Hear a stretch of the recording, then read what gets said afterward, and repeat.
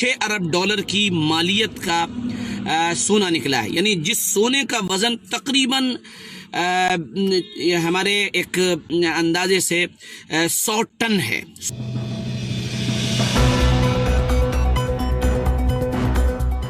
آج جو پیغام آپ کے سامنے پیش کرنا ہے وہ بڑا ہی دلچسپ ہے، بڑی زبردست خوشخبری ہے، اور وہ کیا ہے؟ وہ پیغام دل کے کانوں سے سنیے اور اس کو فارورڈ کریے، اس کو آگے پہنچائیے۔ لاک ڈاؤن کے ایام میں، لاک ڈاؤن کے دنوں میں جس سیریل نے ساری دنیا کے اندر دھماکہ کیا تھا اور ساری دنیا اس کی طرف متوجہ ہو گئی تھی، اور انسانی تاریخ کا یعنی ٹیلی ویژن کی تاریخ کا سب سے بڑا سیریل وہ بن کر ابھرا تھا، اس سیریل کا نام تھا ارطغرل غازی، جس کو 7 ارب سے زیادہ بلکہ اور بھی زیادہ ویوز ملے ہیں۔ اس سیریل میں ارطغرل غازی جو ایک سردار تھا جس نے قائی قبیلے کی سلطنت کی بنیاد رکھی تھی، ارطغرل غازی کا بیٹا تھا عثمان، تو ارطغرل غازی قائی قبیلے کا سردار تھا، اور اس نے سوگیت نامی جگہ پر اس قبیلے کی گویا کہ سلطنت کی بنیاد رکھی تھی، جو سلطنت عثمانیہ کے نام سے مشہور ہوئی تھی اور ساری دنیا کے اندر جلوہ گر رہی تھی۔ اس کو 1924 میں ختم کیا گیا تھا ایک سازش کے تحت، اور جس کی بڑی لمبی تاریخ ہے، میں اس تاریخ میں نہیں جانا چاہتا ہوں۔ تو سوگیت شہر سے ترکی کے ایک صوبہ ہے بیلجیک، شاید اس کا ایک شہر ہے سوگیت، وہاں سے تقریباً 100 ارب ڈالر کی 6 ارب ڈالر کی مالیت کا سونا نکلا ہے، یعنی جس سونے کا وزن تقریباً ہمارے ایک اندازے سے 100 ٹن ہے، 100 ٹن سونا۔ اور یہ خبر ہم کو ملی ہے ایکسپریس نیوز ویب ڈیسک کے ذریعے سے، اور اس کو باقاعدہ ترکی کے زرعی شعبہ جو ہے، ایگریکلچر کا جو شعبہ ہے، اور اس کے کریڈٹ کارپوریٹس کے جو سربراہ ہیں فہرتین پوئراز، انہوں نے تصدیق کی اور انہوں نے کہا ہے کہ یہ 100 ٹن کا ذخیرہ جو نکلا ہے، یہ انشاءاللہ اگلے 2 سال کے اندر یہ مکمل ہمارے ہاتھ میں آ جائے گا، اور پھر یہ اس میں خرد برد نہیں ہوگی، اس میں ادھر ادھر نہیں کیا جائے گا، بلکہ اس کو باقاعدہ ترکی کی اکانومی کے اندر شامل کیا جائے گا۔ اللہ تعالیٰ اس خوشخبری کو ہم سب کے لیے مبارک کرے۔ اور جو اہم ترین بات ہے جدھر میرا ذہن جا رہا ہے وہ یہ ہے کہ ترکی نے جو کچھ کیا ہے پچھلے 5 سالوں میں، خاص کر شام کے مہاجرین کے ساتھ، بے کس اور بے بس لوگوں کے ساتھ، 40 لاکھ سے زیادہ مہاجرین شام کی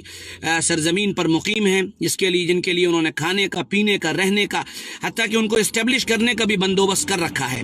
تو ساری دنیا اس بات کو دیکھ رہی ہے کہ کہیں سے تو لوگوں کو نکالنے کی کوشش کی جا رہی ہے، اور ترکی ایک ایسی جگہ ہے جو لوگوں کو اپنے یہاں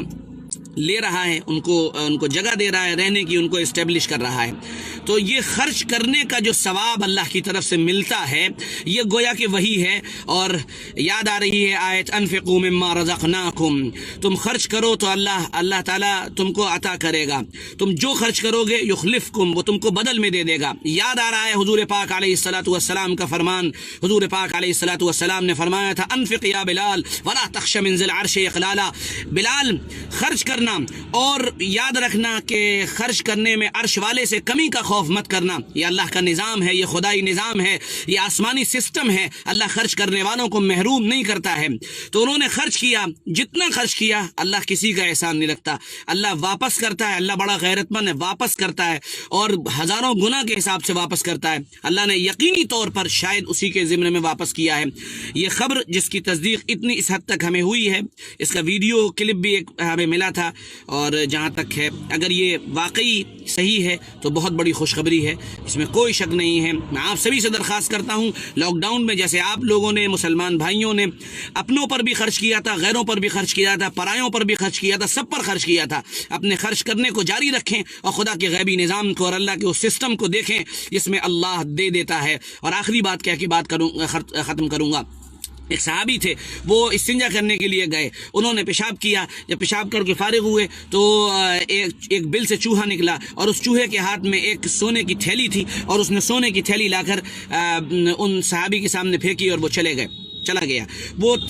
سونے کی تھیلی، اشرفیوں کی تھیلی لے کر وہ صحابی حضور پاک علیہ الصلوۃ والسلام کی خدمت میں آئے اور کہنے لگے حضور یہ میں پیشاب کرنے گیا تھا، بل سے چوہا نکلا، اس نے یہ تھیلی مجھے لا کر دے دی ہے. حضور پاک علیہ الصلوۃ والسلام نے فرمایا یہ رزق ہے جس کو اللہ تعالیٰ نے تم کو عطا فرمایا ہے، اللہ نے تم کو دیا ہے،